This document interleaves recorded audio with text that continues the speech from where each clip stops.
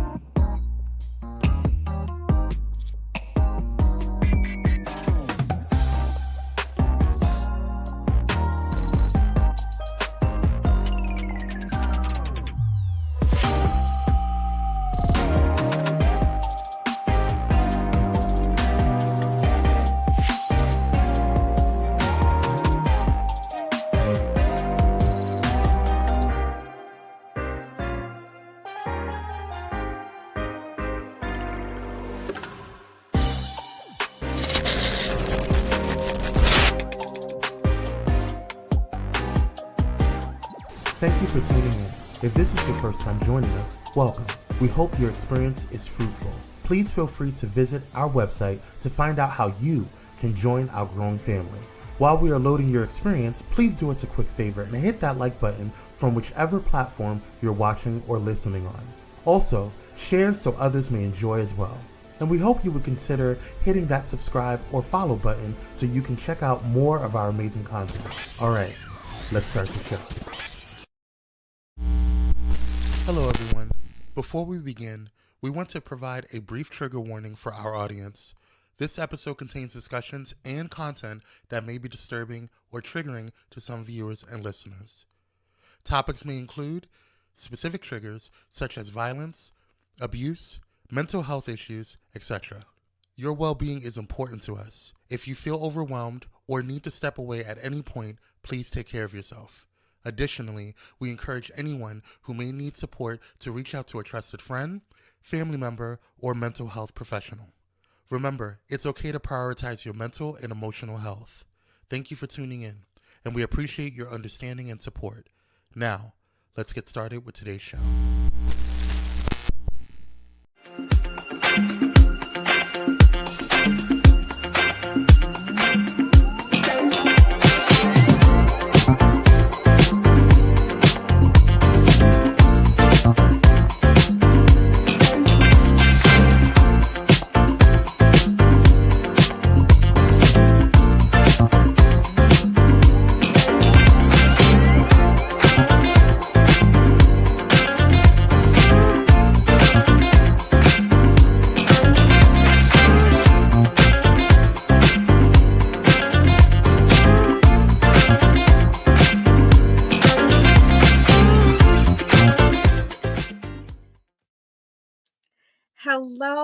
Hello. Welcome.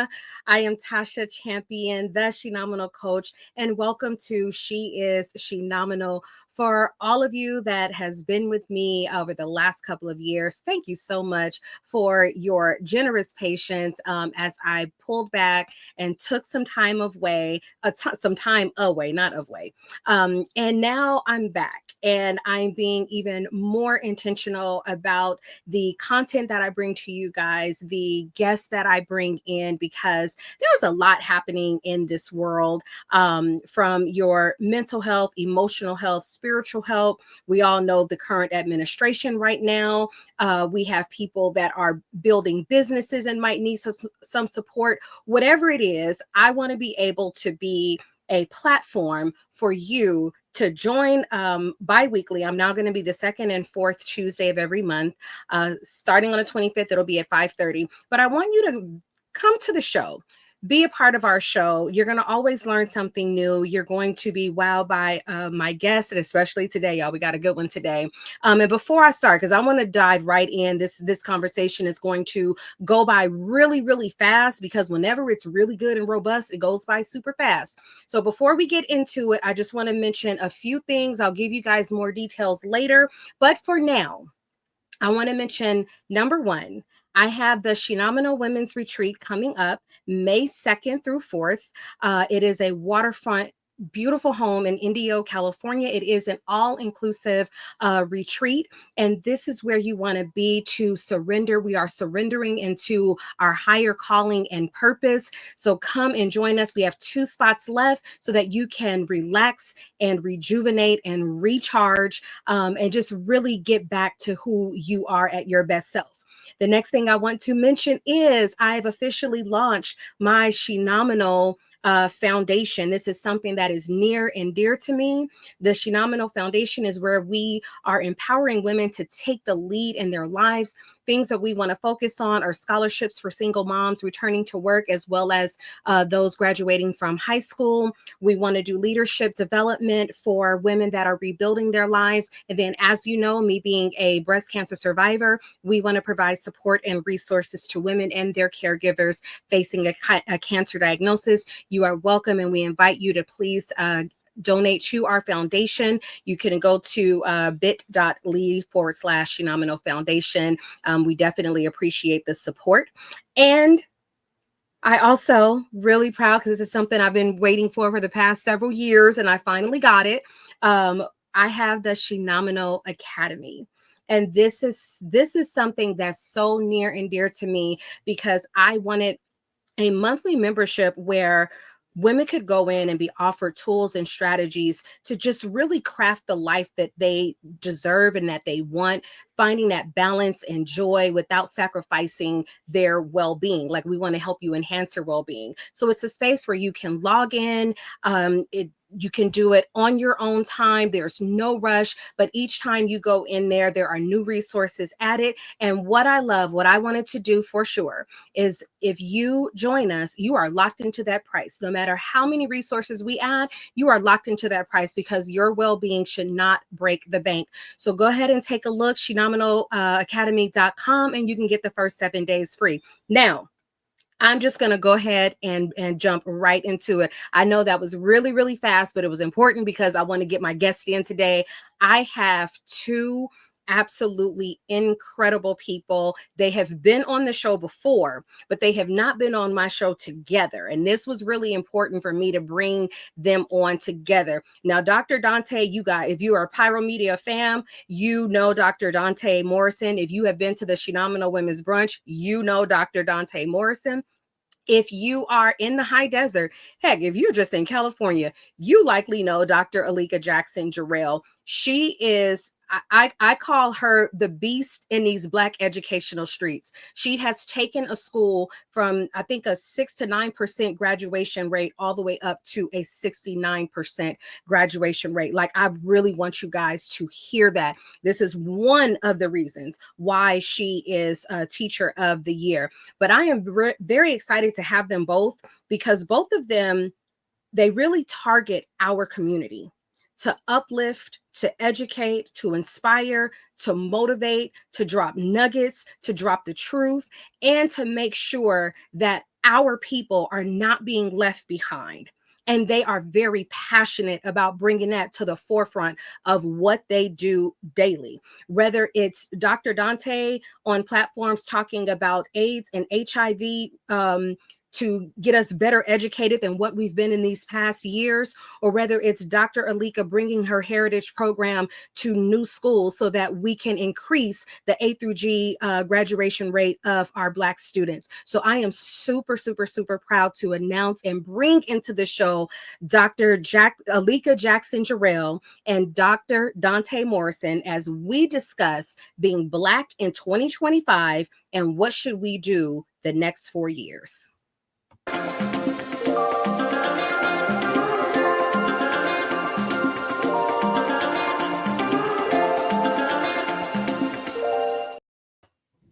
Hello. Hello. Oh gosh, like, I'm cheesing from ear to ear because I'm so excited to have you guys. So first, let me just say thank you for being an immediate yes. Nobody was like, well, let me see what I can do. Y'all were like, yes. What time? What day? It's on the calendar. So I am super excited. I want to give you guys just a second to introduce who you are, because I can't do it like you. You guys accolades can really, fill up the room. So Dr. Donta, I'm sorry, we're gonna go with ladies first. We know that. So Dr. Aleka, I want to start with you. Introduce a little bit of who you are. Go ahead, Queen. Okay. Thank you for having me again on this phenomenal Shenomenal show. I want to say congratulations. Those were a lot of endeavors and initiatives that you're starting, and they're all amazing. So congratulations to you, Tasha. Thank you. I am Dr. Aleka Jackson-Jarrell. I am the Heritage Coordinator at Adelanto High School. And I heard something just right off that I have to correct, Tasha. Our school actually has the highest high school graduation rate in the high desert. We're at a 98% or 99%. However, what I did with our program, I took us from a 6% to a 69% in our A through G rate, which is the rate in which the students go to four-year university. So that's part of who I am. I'm also the CEO of 5 Black Women Who Care. We are an educational advocacy group, but we also create spaces for Black people in the high desert. And it is needed. Thank you. Thank you. And thank you for making that correction. Like I said, nobody can tell it like you. I'm just always wowed when I hear what you've done at that school, because for a very long time, if you heard Adelanto High, you just immediately, if you heard the city Adelanto, you just ran, right? Yeah. And you have really changed what that means in this community. And I applaud that. Dr. Donta, go ahead and introduce yourself. Hey everybody, I am Dr. Donta Morrison. I am in Los Angeles, California. Most people know me for the work that I do within sexual health, specifically HIV education and prevention. But, I am branding outside of that box. I do way more than that. So I really do a lot of stuff when it comes to motivating youth and young adults to being their best self, especially within today's cultural climate, just trying to give them space to breathe, to learn, to grow, and to be educated and empowered. So I'm excited to be here for this conversation on tonight. And Tasha, as always, membership has its privileges. Some folks can just call me and I'll say, yeah. Some folks I defer to my management company. Yeah, I got to end with him. Yes, I got to end. So, Dr. Donta, I'm going to start with you. What does it mean to be Black in 2025 right now, as it relates to the climate in the administrative office? That is a phenomenal question. My big thing now that I talk to everybody about is intersectionality. So to be Black is one thing, but to be a Black man, is something else. Then to be Black, male, however you identify sexually, all that plays a part in how you navigate this new space, this new era that we in. So right now, I would say, what does it mean, or how does it feel? One, it's very stress-filled. And it triggers some anxiety because you're on the streets battling so many different populations that you're a part of, and it can be daunting. It's like on the one end, I'm fighting for Black rights. On the other end, I'm fighting for gay rights. On this end, I'm fighting for the rights of persons living with HIV. It's like every single day seems to be a constant battle. So that does a lot to a person's mental health. So right now in this season, whatever intersect you exist at, you find yourself doing multiple battles. Wow. Absolutely. Dr. Jackson? I agree with Dr. Donta. However, I'm just going to add to that it feels great to be Black. It always feels great to be Black. So even though we have those stressors, we have learned as a people to overcome and to be resilient. So we are comfortable. I think we are the most comfortable group right now in our skin and being okay with who we are as Black people. So I'm going to say it feels fabulous at all times to be us. Yes. And I definitely agree. I think compared to so many others, we've always known the climate that we were in, this was happening is not so much new for a lot of us, right? And so we've learned how to stay empowered during this season, during seasons like this, right? So, Dr. Aleka, I want to ask with you, because we live in the same area, and I am not going to go down a rabbit hole of what that means. Take my smiling eyes for what you do. But because you are in a space where you're working with Black students, you have Black teachers, you have Hispanic students, you have Hispanic teachers. What is it like every day being in those environments with what everybody is feeling in the outside world? Well, we have students who are afraid. We have Latino students who are afraid primarily, and we have some educators who are afraid. I've had conversations with some of those educators, letting them know Latinos have a rich history too. They have a history of resistance and fight in them, and resilience as well as us. We're close communities. So what I tell them and my students, the adults and students, is we are fighters. We have always been fighters. We have always known how to overcome struggles that we encounter. So even though their fear right now is a fear that I don't think Black people have had to feel in many, many years, that type of fear. We have our other fears, but a fear of being taken out of your home, we haven't felt that since maybe the 60s and before the 60s. So we have a generation of Black people who are very comfortable in not having the same fear as our Latino counterparts. But what we can do, we can learn our rights.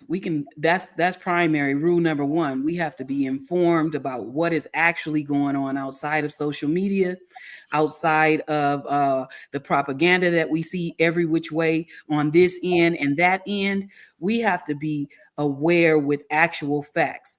So I'll talk about that a little bit later, but knowing what actually is factual, separated from what we see all over social media, sometimes it is not in alignment.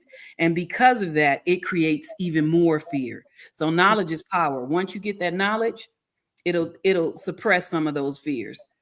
Got it. Thank you. Dr. Donta, I want to just address the same question to you. What is the climate like? And again, you not only are dealing with Black, male, gay, LGBTQ, you're dealing with Latino, like you deal with a little bit of everything, right? So when there's no melting pot for it all at all. Like everybody's different.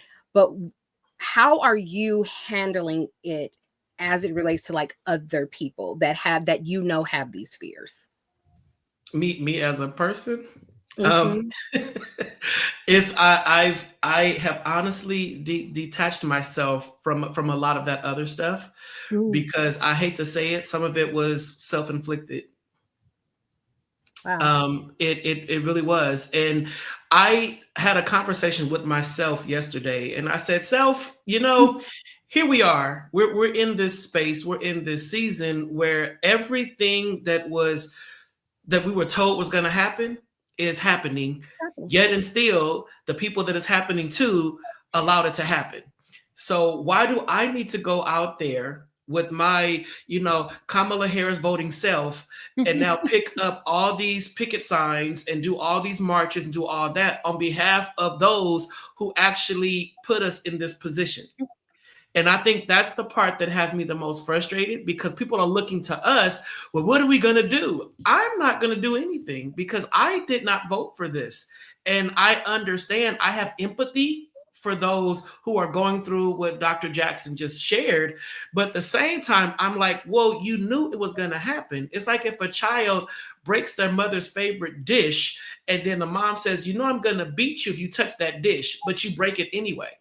And then you get home and wonder, why are you beating me?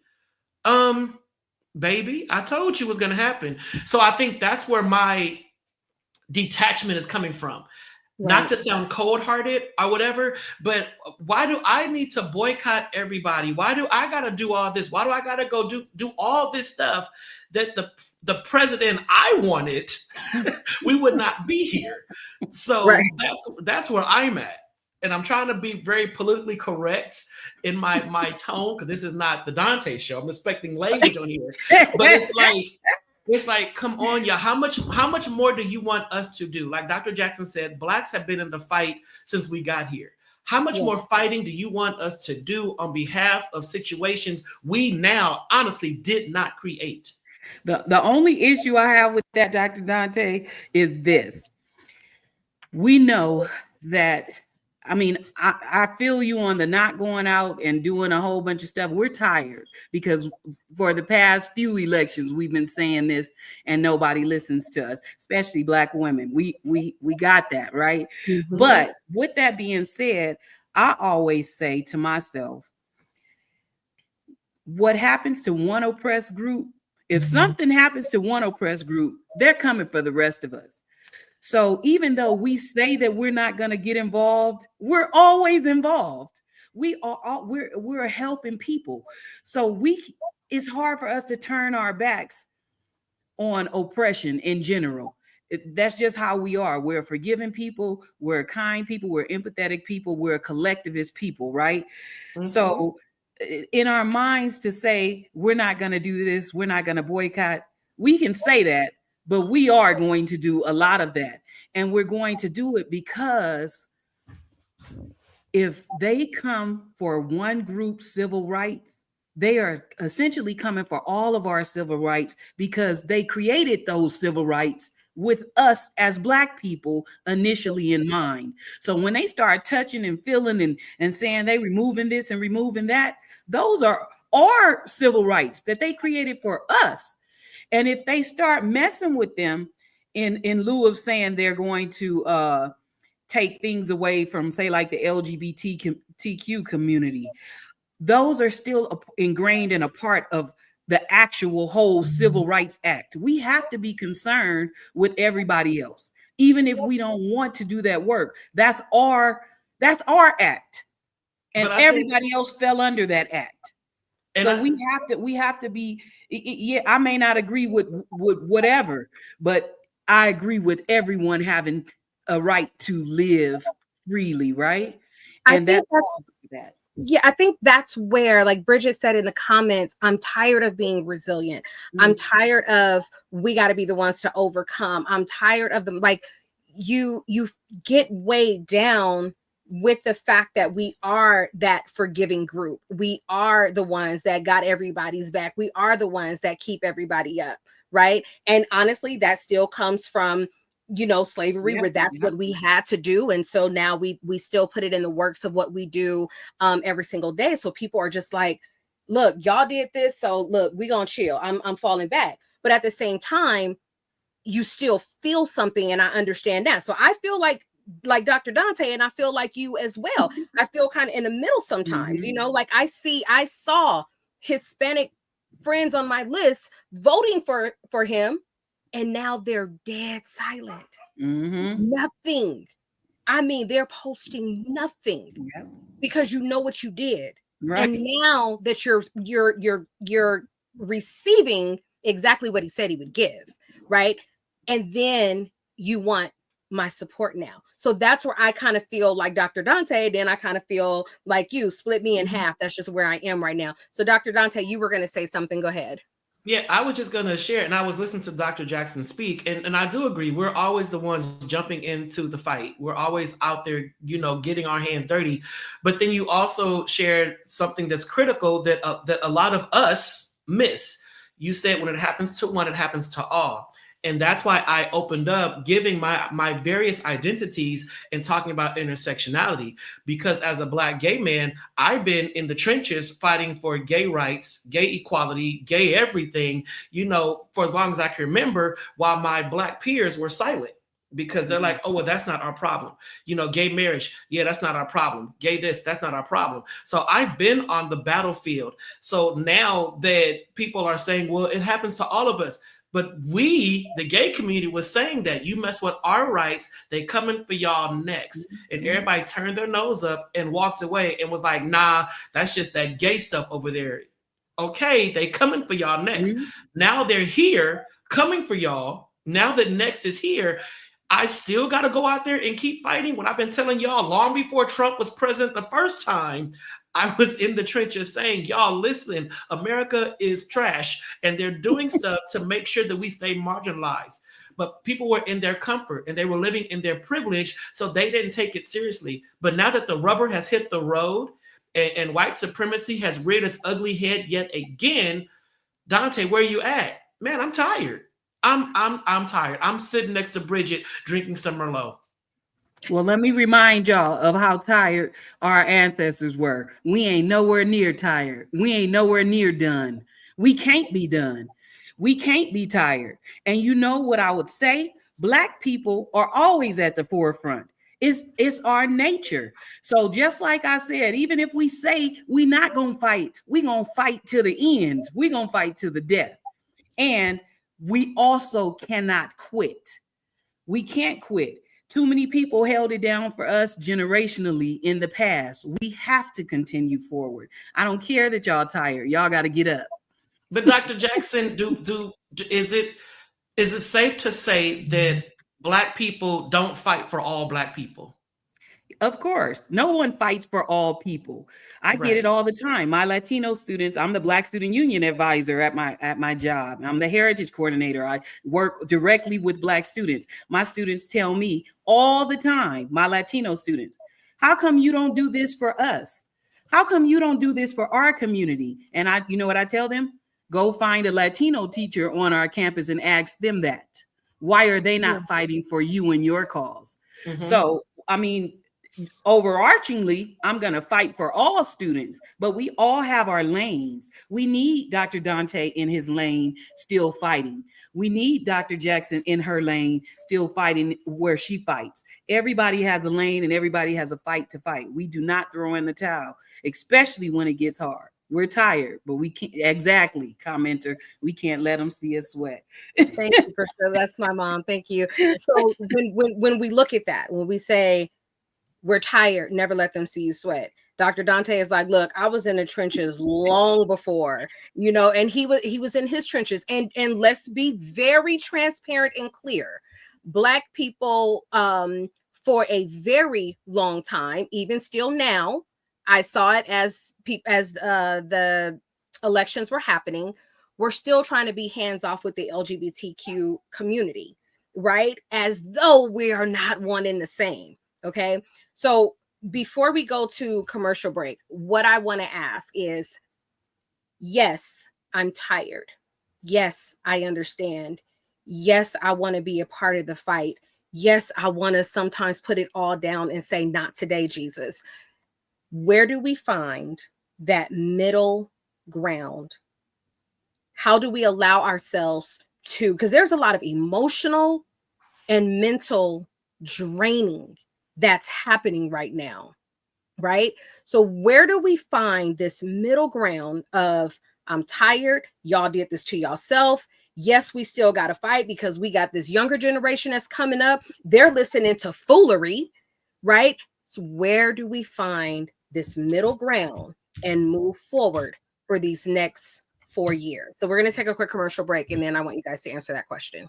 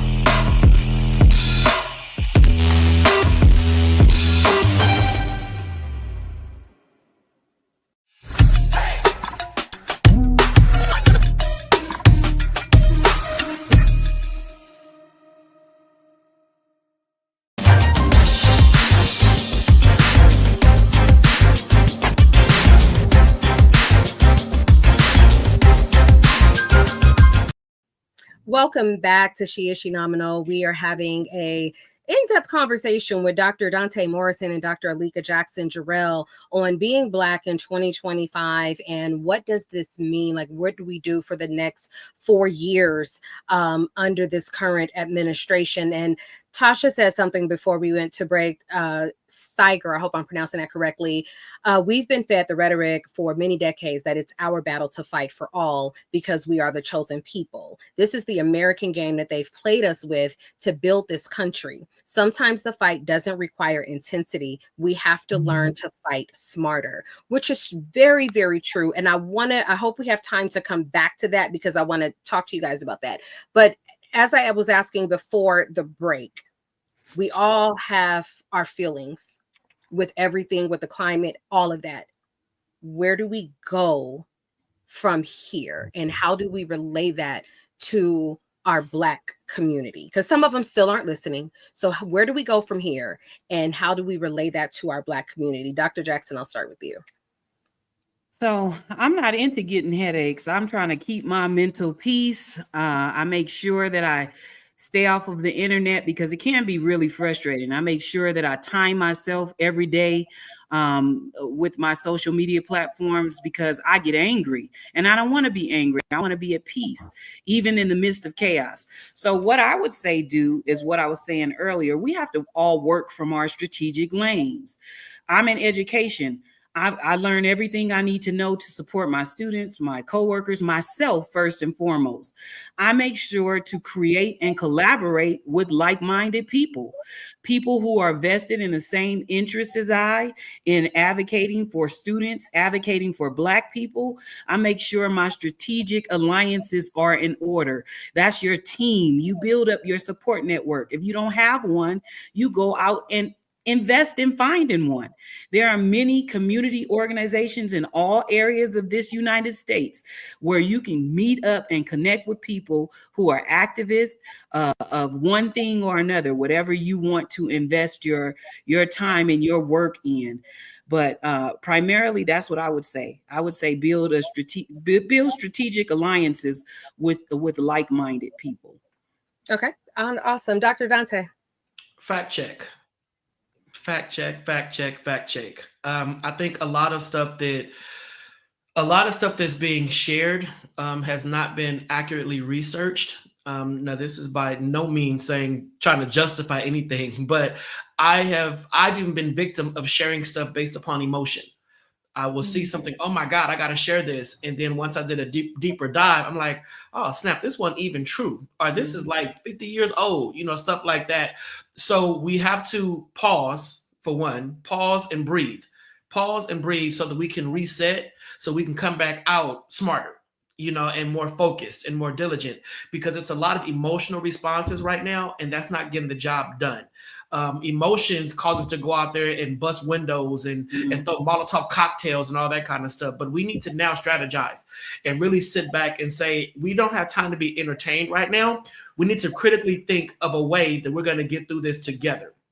Like literally, how do we link up arm in arm and walk this walk together? And if one gets a little weak, we got you. Come on, keep going. But it really comes with social media right now is pouring so much down our throats, fast. And if you start eating too fast, you start getting sick and nauseous and throwing up. So I think right now it's all about fact checking, making sure that what we're reading is accurate, making sure that our circle is strong and that we're all in alignment.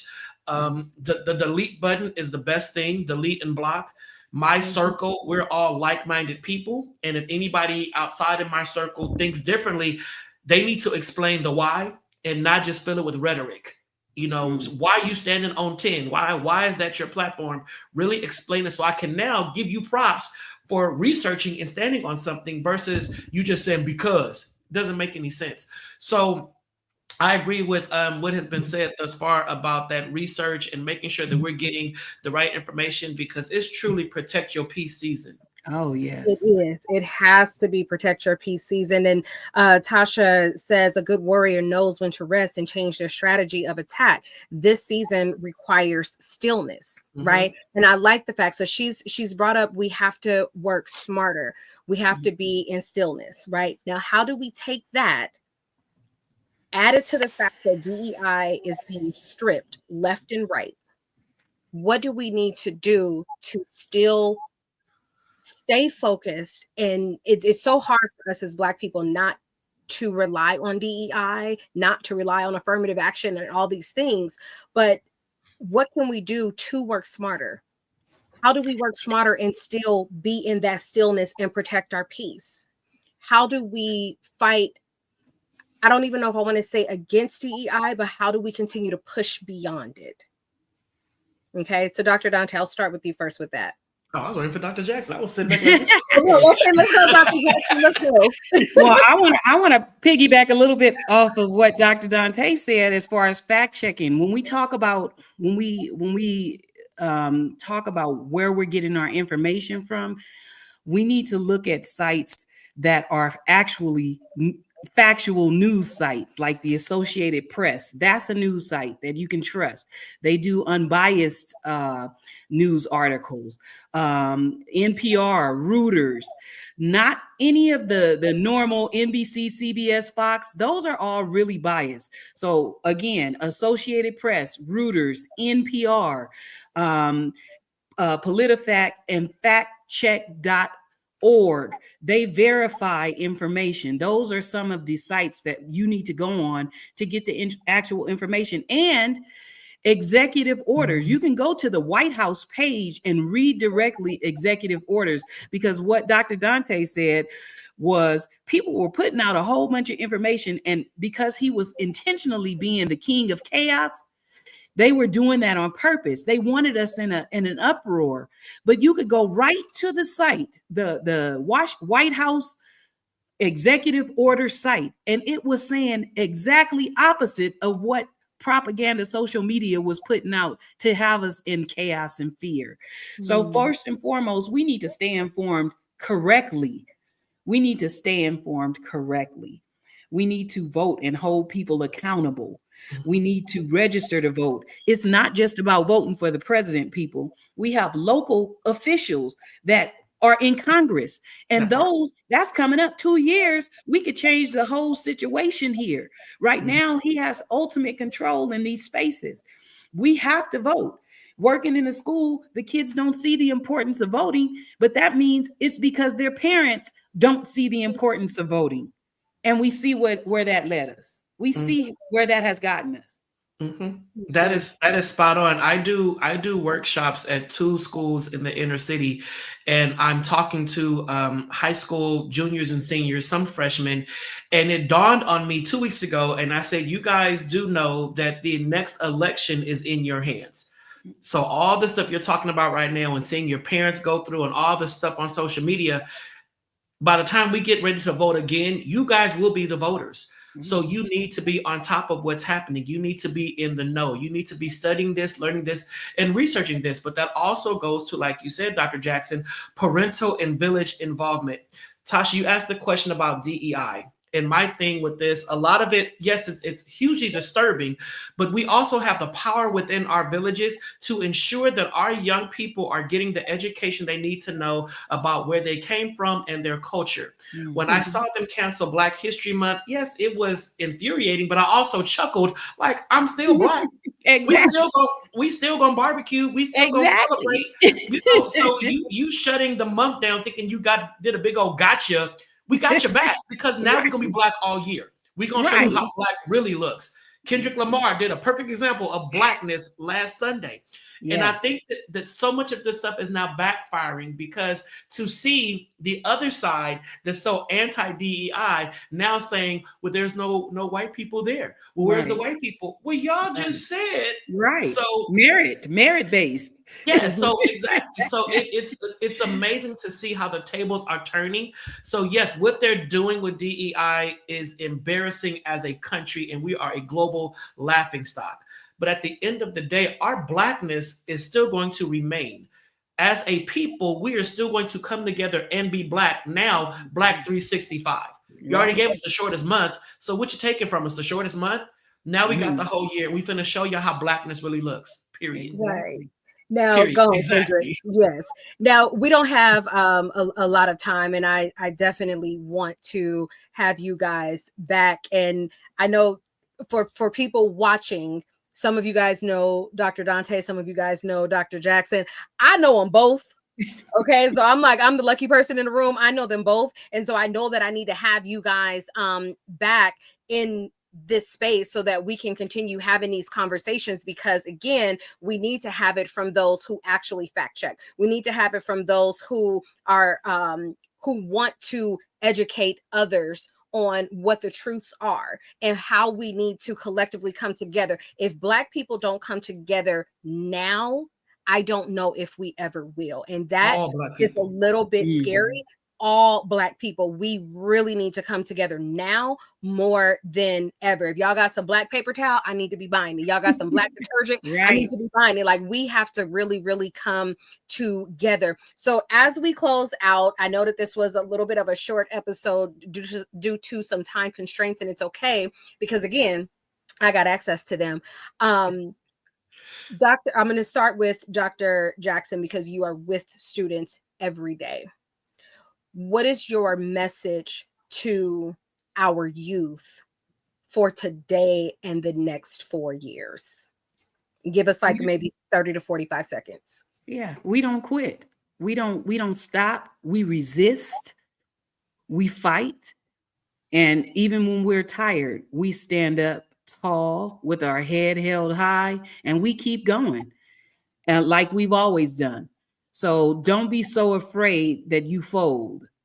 That's my message to them. We never fold.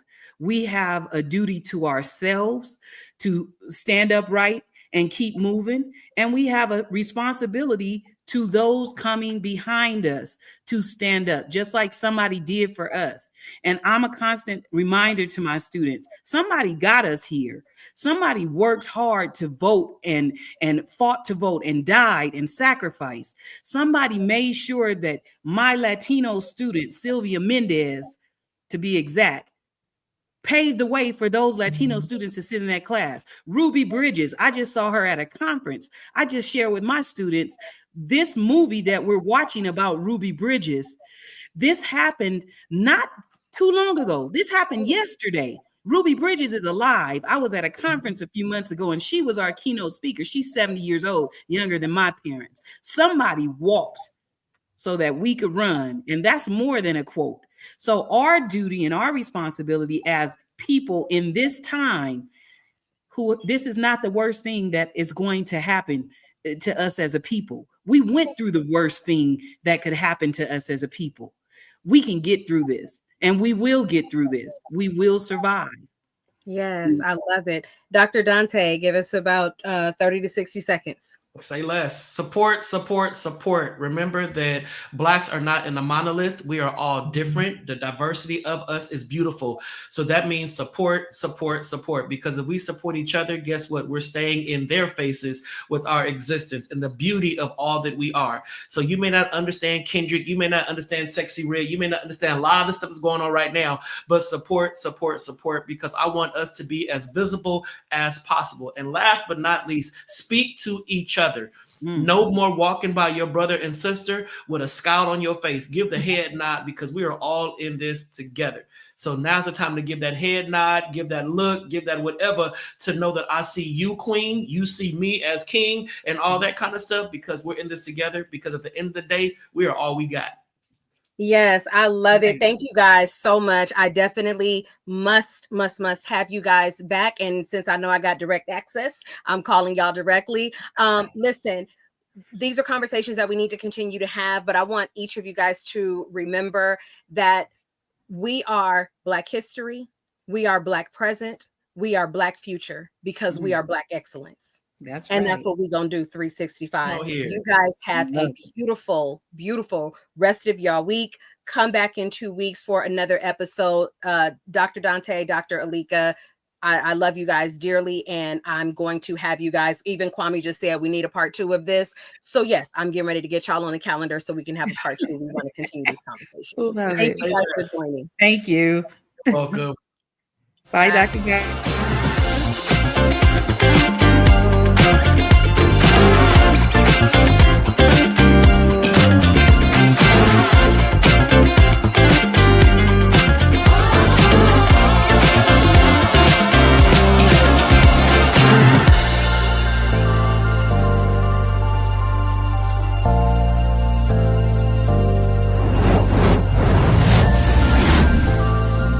Thank you for watching Pyro Media Network. For more information, please visit pyromedianetwork.com.